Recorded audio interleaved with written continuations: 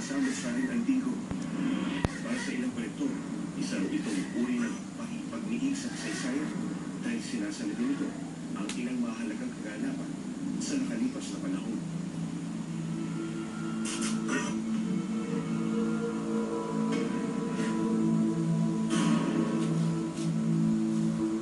Pero sa gitna ng angking kagandahan ng mga disenyo nito, may hindi nakikitang ating mga mata na tila dumaragdag sa halaga at importansya ng bawat sinaunang gamit.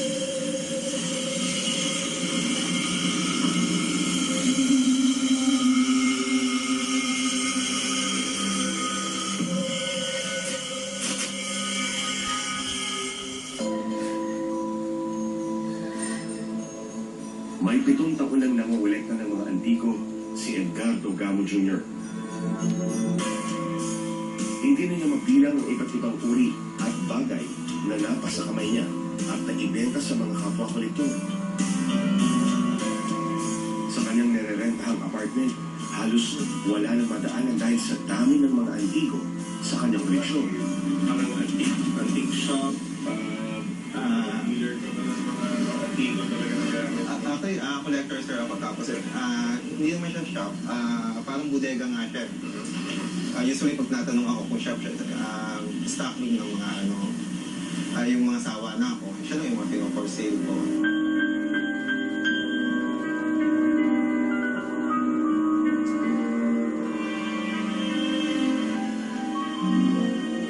Pero sa lahat ng mga gamit dito, may isa raw na bukod tangi. After to, mahal na mahal ko to. Siya yung kauna-unahan na salamin ko na yung may history, may story na may ghost. Sa mirror kasi nakita eh. May kita mo yung image na parang nakabelo. Ilang larawan ang ipinakita sa akin ni Ed, nakuha noong November 2010. Kabilang dito ang mga matalinhagang salamin na ipinakita sa akin ni Ed. Nakuha rin ni Ed ang salamin ito mula sa isang kaibigang kolektor din. Nabili ang salamin o tinatawag na pewter mirror sa isang bahay sa Alaminos, Laguna habang nagsasagawa ng garage sale. May mukha yung salamin ah. Yan na kung i-close up mo siya, may kita mo, hindi naman siya edited talaga na Ayan. Wala daw nakukuha ang imayan na re-reflect lang dito? Or... Wala po eh. At saka wala namang taong ganyan ang image niya. At saka nakatilt itong salamin. Hindi pa rin malinaw kay Ed kung sino ang babae sa salamin. May mga ilang bagay rin ang hindi niya kayang ipaliwanag. Ang isa po dito, yung mga headhunter, mga trophy head. Okay. Ang tawag dito ay trophy head. Yung iba kasi yan, more or less 100 years old na sila. Pag nagkakagiyera sila or yung conflict, hindi maglalaban sila. Yes. Kung ako yung warrior, magkalaban tayo, napatay kita, i-chop ko yung head mo, yung parang axe na tapos hindi uuwi kita, yung ulo, isasabi ko yung staff, kaya naging drop siya. Kapag dami ng ulo ng tao sa sa bahay mo, ibig sabihin ng magaling na warrior. At saka matapang kang warrior. Mula pa sa isang supplier ng mga antik na taga-Banaw, ang mga buo. Ipinatago raw muna sa kanya ang mga ito hanggang mailipat sa isang museum. Hindi pa napapatunayan o nasesertipikahan kung totoo ang headhunters trophy skulls ang mga ito. First day na dumating sila nung kinagabihan, alam mo yung yung parang may nagmamarch sa damuhan tapos yung mga ganun sa minsan yung alam mo yung parang hininga yung ganun maririnig mo tapos minsan parang boses ng bata.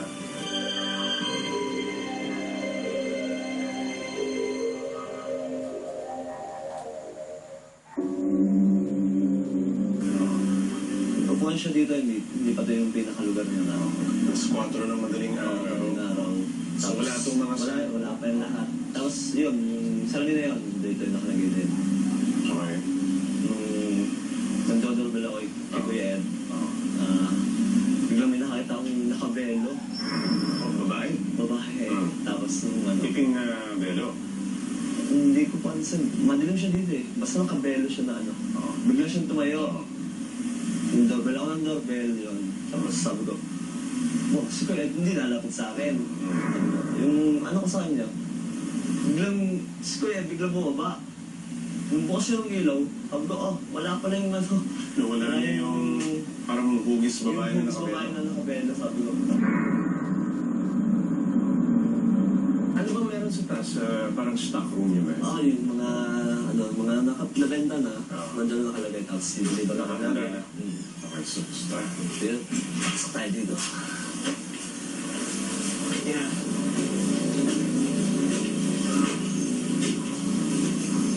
Yan dito. Okay. Ito yung pinakahan namin sa room. Ito yung dapat dito ako pinapatulog ko eh. Pero ayaw mo matulog. Ayaw ko talaga dito. So makikita ko, puro painting nandito, di ba? Tapos merong Tapos dito, cabinet. Ano ba? wala itong cabinet na to. Puro tambak siya ng mga antique, yung mga kaniligan namin. So, padal lang siya. Pagbukas, nung pinakuha ko ni Kuya Ed nung panlagay dito sa sa items na to, yung parang siya, bubong. Pagbukas ko nung pintuan niya, ito. Ito itong blue. Pagbukas ko na, biglang may sumigaw sa akin. Ano yung sigaw? Biglang sa akin. Hindi, ang ginawa ko, takbo ako pagbukas. Sabi ko, Kuya Ed, ayaw ko nang tumaas. Babae, lalaki sumigaw. Boses babae siya. Babae. Oo. Ito ang sinasabi mo stock room, di ba? Yan, isa. Okay, sige, pasukan natin. Yan. Yan, puro painting ko.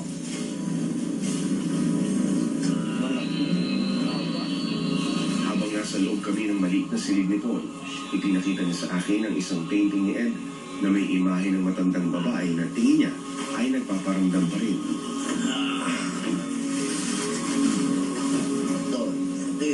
Ito yung mukha niya. Ito yung nakita mo. Oo, Hindi ito na yung mukha niya. yun ako po. Napilit mo yun. Nag-doorbell ka. Sabi ni Kuya Ed kasi sa akin, tuwing nagkakaroon ng problema sa ng father niya, nagpapakita talaga siya. Hindi kinabuto ka? Oo, Pagin ang balibo.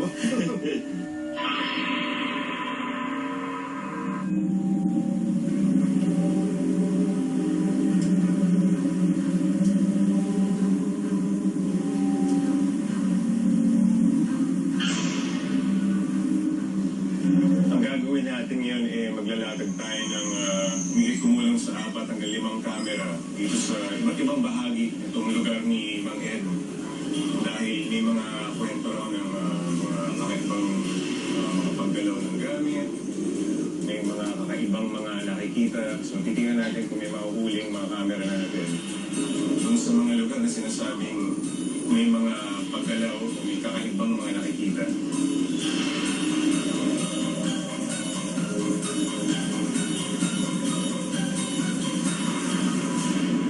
Ito yung stock room na sinasabi na may nararamdaman na pinakamalakas. Titingnan natin kung yung camera na inilagay natin dito, install natin dito, may mahuhuli na kahit anong klase ng aktibidad.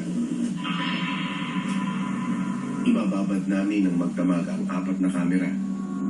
Kinabukasan ng gabi, muli rin namin babalikan ang lugar na ito para alamin kung may katotohanan nga ba ang mga kwentong kababalaghan sa apartment na ito.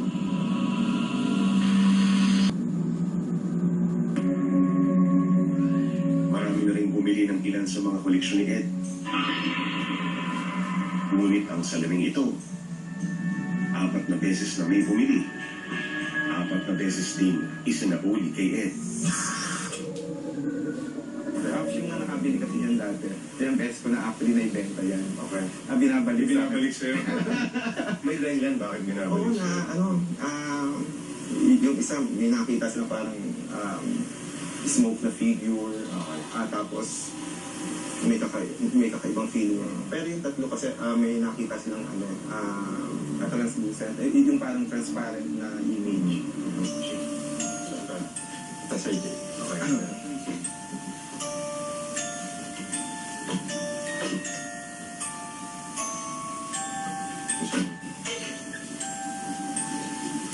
Sabi niya na, Ang tawag namin dito si Baby. uy, ano yan? Siya daw ay fetus na pag-aari ng mga kukulam. Kaya siguro mayroong nakalagay na gano'n. Ang sabi, dyan nakalagay yung mga orasyon, yung mga binibigay na ayun. Gaano katagal yan? At paano mo nakuha yan? Sa collector din ng mga may hilig sa... Sa pag-aari yan ng mga kukulam. At tapos nabili niya, kasi yung mga kukulam daw niya, nagbagong buhay na. Nabili niya, tapos sinama niya sa collection niya. Ayon sa pagsasaliksik ni Ed, ang paggamit sa fetus bilang instrumento sa pangungulam ay nagsimula noong huling yugto ng 18th century sa iba't ibang panig ng mundo. Napreserba ang fetus dahil sa mummification process na ginawa dito kung saan binabalot ang katawan ng lupa mula sa libingan ng mga ninuno ng sino mang tao na magpapakulap. Sa ngayon, nasa pangangalaga niya muna ang mummified fetus hanggang makakita ng lupa na paglalagahan nito.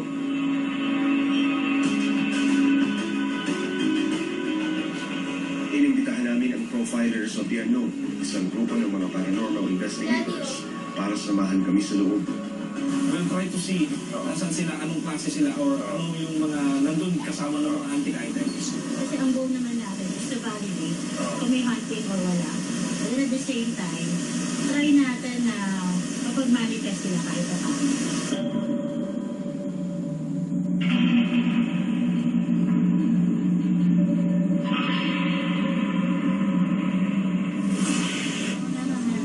Armado ng mga gadget gaya ng motion sensor, EMF, compass, voice recorder at still camera, pinasok ng aming grupo ang apartment.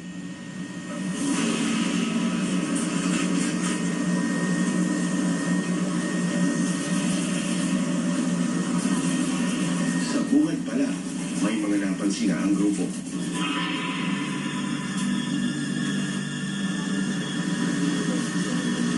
Dito kami ngayon sa entrada, malapit din sa entrance ng so antique shop. At ngayon, sa puntong ito, pinapakiramdaman ko yung mga senyales na anong energy man, yung mga mararamdaman, mabidetect ng mga gadget.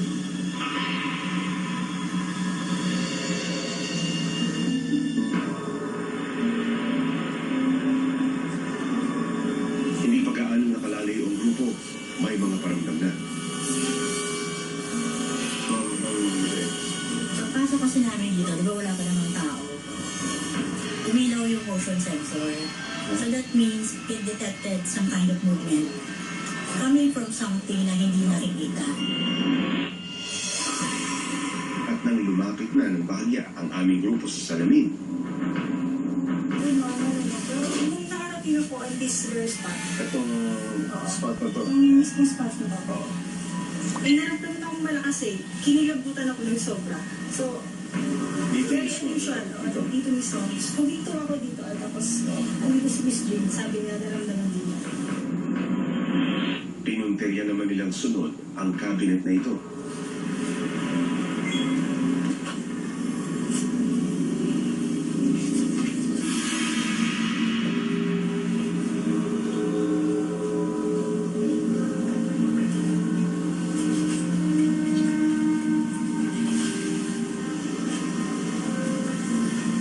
Malakas yung nararamdaman ko.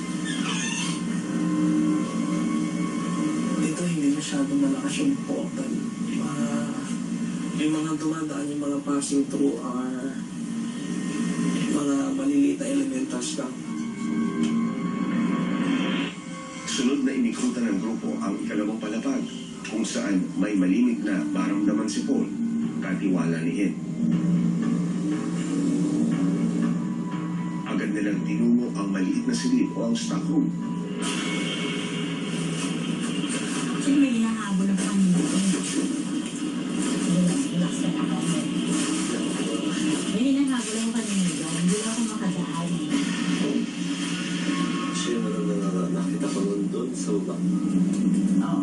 Sabay namang pumalo ang EMF meter. O hindi niya nabanggit sa akin yung page. Reading tayo.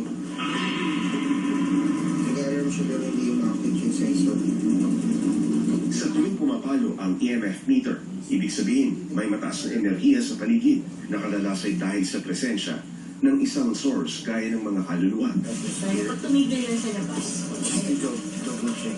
Para makumpirma, sinubukan nilang ilayo ang EMF meter mula sa silid. Nawala pansamantala ang tunog. hindi may nagalit. Pero nung bumalik muli sa silid, Nakuwal. Oo, lumanas mo mangyayari. Tapos tayo na. Mga nagagambala.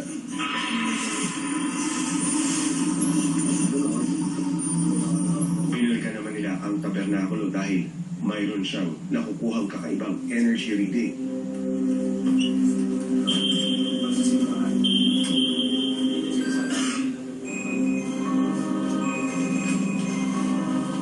Nang ipakita ni Ed ang laman ng maliit na cabinet, laking gulat ng grupo.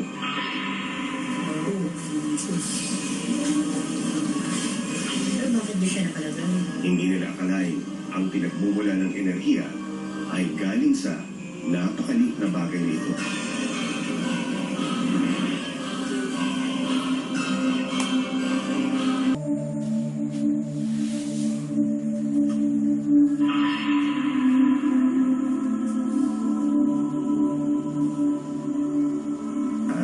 Siya daw ay fetus na pag-aari ng mga kukulang.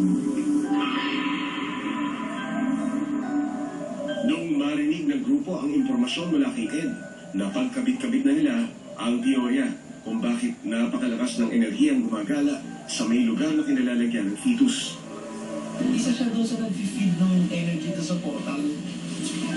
Is because of yung energy tsaka ng power kung ginamit sa magugulang. Sa pag-iikot ng grupo, marami pa silang natuklasan. Kasi wala siya doon. Ano-ano yung energies nila. So, meron kang energies ng tao, mga kaluluwa. Merong mga encanto nila. For some reason, they're now parang binding their energies dun sa mga statues, sa mga antique items. Ano nangyari sa'yo, Paul? Ha? Ano nangyari sa'yo? Wala, parang mo kami. Lolo ko dun eh. Bakit? Yung Si Clay pwede hindi mag-ibig. ko alam. Wild yung meter sa taas pag pumapasok mo sa loob. Tansya ng grupo, ang isa sa hotspot ng pagpaparamdam ay nasa second floor. I can speculate na merong intelligent hunting sa taas. Ito yung mga ghost talaga na nilay. Meaning entities talaga sila. Kasi meron tayong tinatawag na residual hunting na yun yung mga imprints lang na naiwan sa mga bagay, sa mga lugar, and then nagpa-play back sila on certain occasions. Hindi naman lahat galing sa patay o sa spirit. Pwedeng spirit ng buhay. Pwedeng me as the former owner, kasi I like that so much. So whenever I touch that, I'm very emotional. Pwedeng naiiwan yung emotions ko, yung imprints ko doon. Sa taas palagay ko meron. Kasi doon nag-react yung EMF ng medyo uncontrollable na. Si Clyde ang naatasang magsagawa ng EVP session sa loob ng storage room sa itaas. Nangyari. Walang reading pero may stop. Oo. Sino ka man? Naniniwala dito. Pwede mong iparating sa amin ang iyong mensahe. Magsalita ka lang.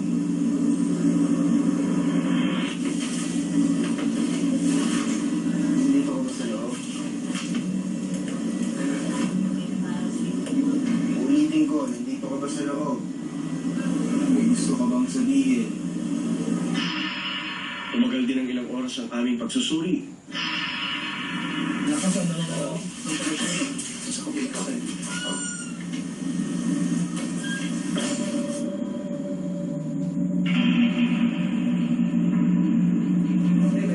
Dinala namin sa isang audio-video expert ang mga nakuhanan naming footage. Una namin ipinakita ang video ito, nakuha ng aming cameraman sa second floor. Hindi siya reflection ng mga santo or... I don't know eh. I don't think so kasi hindi kaya object ito, like it's stable. It would be better to verify it. My reason for this, it's a depth of field. And it's the depth of field that gives it away that it is not normal. It's paranormal. Not explainable by physics. Sa kuha namang ito habang ini-interview namin si Paul sa storage room. Ito ang aming narinig sa playback.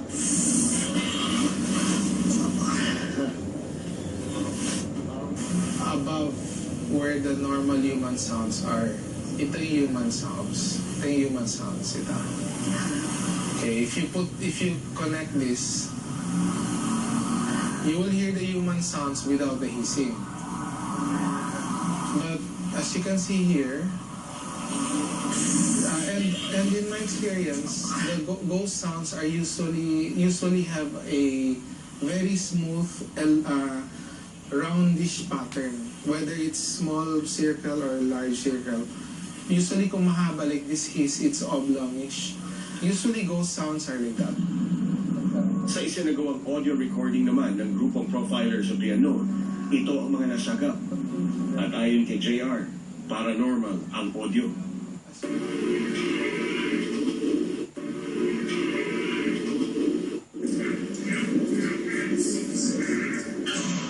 Ito naman ang mga litratong nakuhanan habang nagsasagawa kami ng investigasyon. Ang isang litratong ito, nahuli ang mga hugis bilog na nasa likod ko lamang. This second orb, this one here, it's possibly a spirit, not a dust orb. Kasi meron din siyang aura ng konti. Pero konting-konti lang. So, this is one orb na I cannot verify kung authentic o hindi. But based on this, maybe, you see, it's not as solid or clear as this one. Kadalasan napagkakamalang orb ang mga ganitong imahe. Kaya sinisigurado niyang totoong orb ang nakuhanan sa pamamagitan ng pag-experiment sa computer. Pero may mga pagkakataon daw na hindi orbs ang nakukuhanan kundi mga hugis na tulad nito.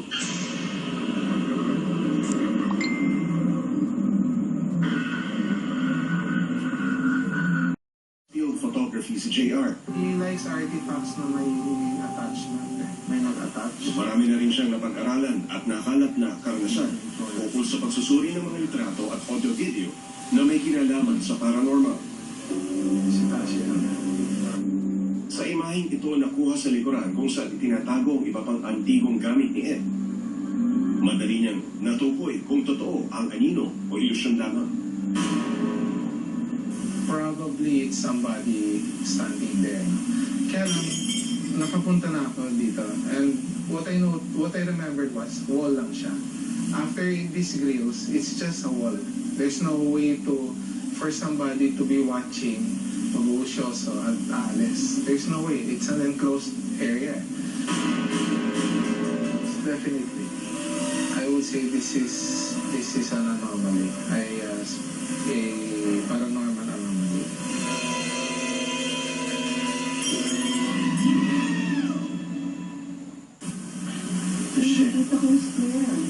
Yeah. Ito parang natakpan ng... Ginawan din ang eksperimento ni JR ang pewter mirror para mapatunayan kung totoo nga ang imahe na lumitaw sa salamin. I cannot debunk this. This is most probably legit. Wala siyang signs of editing. If this is a real person, kailangan hawak niya yung mirror dito sa mukha niya.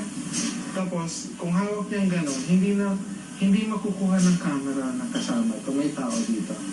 And then yung camera is very straight siya. But ito, walang tao. There's nobody blocking the way.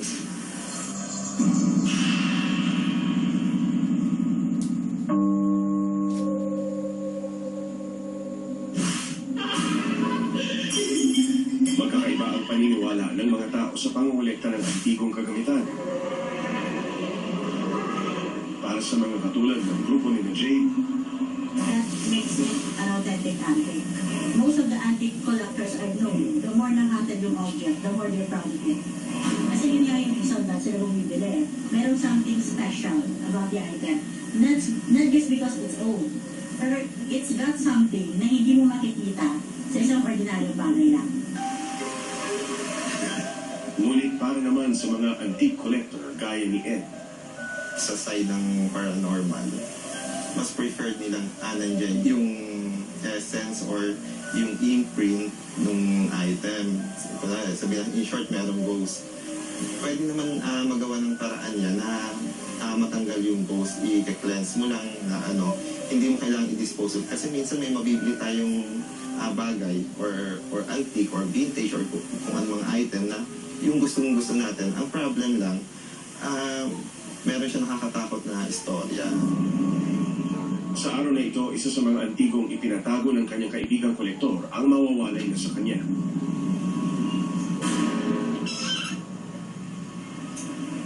Nagboluntaryo rin si Ed na ihatid na ang gamit sa bago nitong may-ari.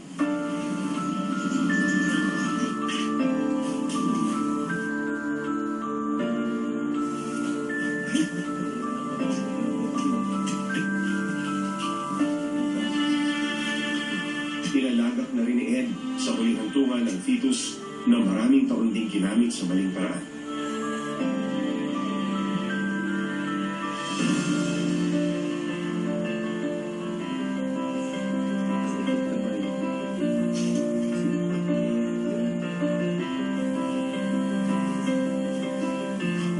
Maaari nagsimula lamang sa isang simpleng hilig, pero lumalim na sa pagkukolekta ng iba't ibang klase ng mga antigo.